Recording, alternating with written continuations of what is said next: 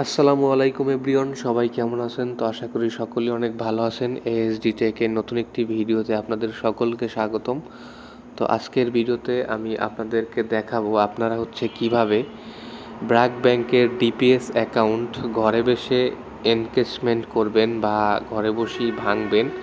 ঠিক আছে, সো ভিডিওটা খুবই ইনফরমেটিভ হতে যাচ্ছে, তাই ভিডিওটা না টেনে মনোযোগ সহকারে দেখতে থাকুন এবং চ্যানেলে যারা নতুন দর্শক রয়েছেন তারা অবশ্যই চ্যানেলটি সাবস্ক্রাইব করে দিবেন। সো ডিপিএস এনকেশমেন্ট করার জন্য প্রথমে আস্থা অ্যাপসটি লগ ইন করে নেবেন আপনাদের। সো আমি আমারটা লগ ইন করে নিচ্ছি। সো আস্থা অ্যাপস লগ ইন করার পরে আপনাদের সামনে এরকম একটি ইন্টারফেস আসবে। সো এখান থেকে আপনারা চলে যাবেন এই যে থ্রি ডট আইকনে ক্লিক করার পরে এখান থেকে আপনারা নিচের দিকে একটু স্ক্রল করে এই যে সার্ভিস অপশনটি সিলেক্ট করবেন, সার্ভিসেস। সো আমি ক্লিক করলাম।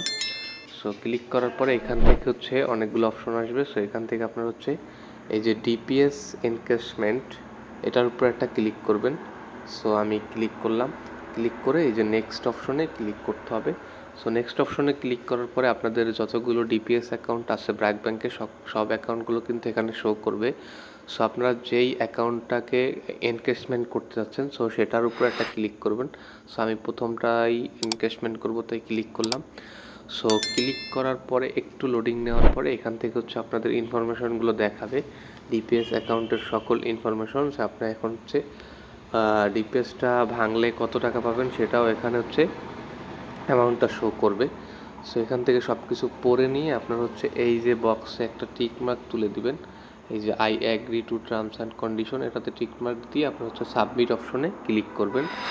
সো আমি ক্লিক করলাম। ক্লিক করার পরে এখান থেকে আপনাদের ফোন নাম্বারে একটা ওটিপি চলে যাবে। সো ওই ওটিপিটি এখানে বসিয়ে ভেরিফাই অপশনে ক্লিক করলেই আপনাদের ডিপিএস অ্যাকাউন্টটা কিন্তু এনকেশমেন্ট হয়ে যাবে, আপনার টাকাটি কিন্তু আপনার অ্যাকাউন্টে যোগ হয়ে যাবে।